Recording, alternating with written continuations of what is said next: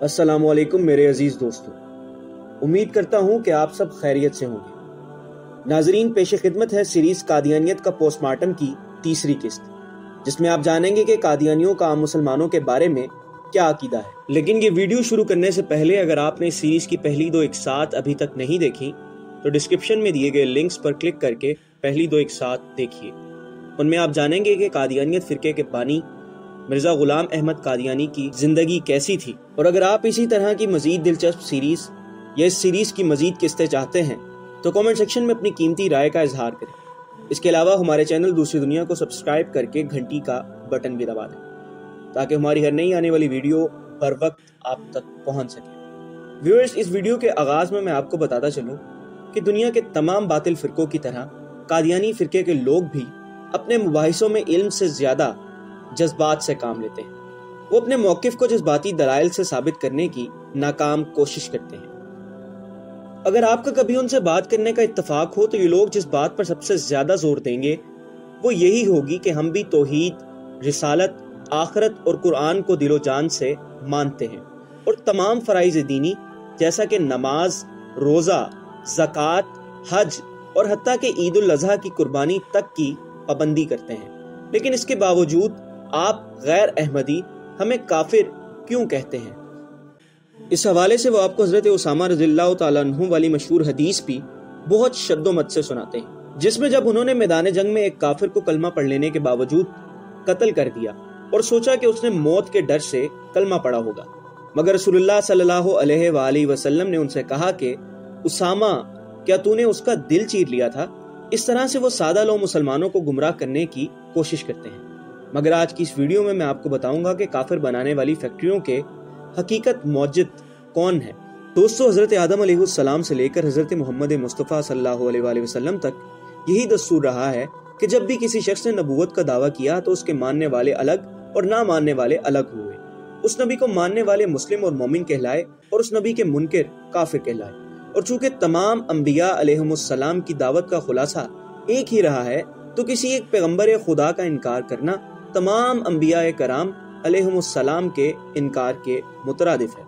कादियानी लोग मिर्जा गुलाम अहमद कादियानी को अल्लाह का नबी और रसूल मानते हैं, लेकिन फिर भी गैर अहमदियों के मुतल्लिक पूछे जाने पर यह कहकर धोखा देते हैं कि हम लोग आपको काफिर नहीं कहते, क्योंकि आप लोगों ने बस मिर्जा साहब का इनकार किया है, बाकी दीन का नहीं। उनमें जिन लोगों को कुछ खुदा का खौफ होता है तो वो ये कह देते हैं कि आप तक चूंकि मिर्जा साहब की दावत नहीं पहुंची इसलिए आप लोग काफिर नहीं हैं। अगर आप जानते बूझते उनका इनकार करें तो काफिर और दायरा इस्लाम से खारिज होंगे। अब जरा कादियानियों की चंद मोतबर कुतब से उनका गैर अहमदियों के बारे में मुवक्कफ मुलाहिजा फरमाएं।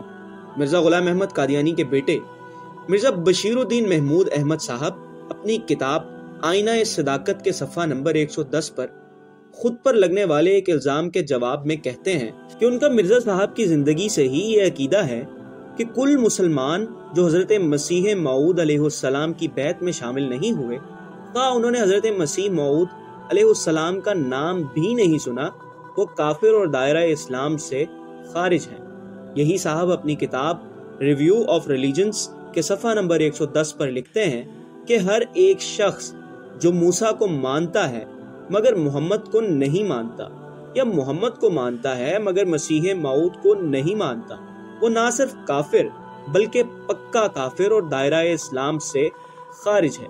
फिर सफ़ा नंबर 125 पर मिर्जा साहब का एक कौल नकल करते हैं कि बहरहाल जबकि खुदा ताला ने मुझ पर जाहिर किया है कि हर एक शख्स जिसको मेरी दावत पहुंची है और उसने मुझे कबूल नहीं किया वो मुसलमान नहीं है और खुदा के नजदीक काबिले मुआखजा है, तो ये क्यों कर हो सकता है कि अब मैं एक ऐसे शख्स के कहने से जिसका दिल हजार तारीकियों में मुब्तला है खुदा के हुक्म को छोड़ दूं।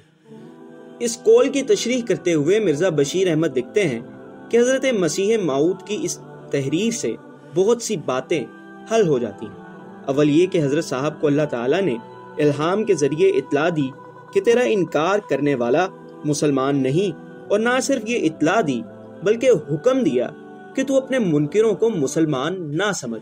दूसरे ये کہ حضرت صاحب نے عبدالحکیم خان کو جماعت سے اس واسطے خارج کیا کہ وہ غیر احمدیوں کو مسلمان کہتا تھا۔